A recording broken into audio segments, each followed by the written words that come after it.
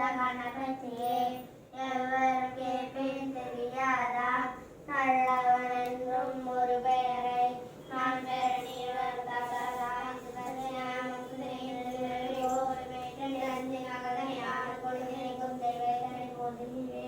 ஞானானந்தமே தேவன் ஆதார தியானம் உபாஸ்மி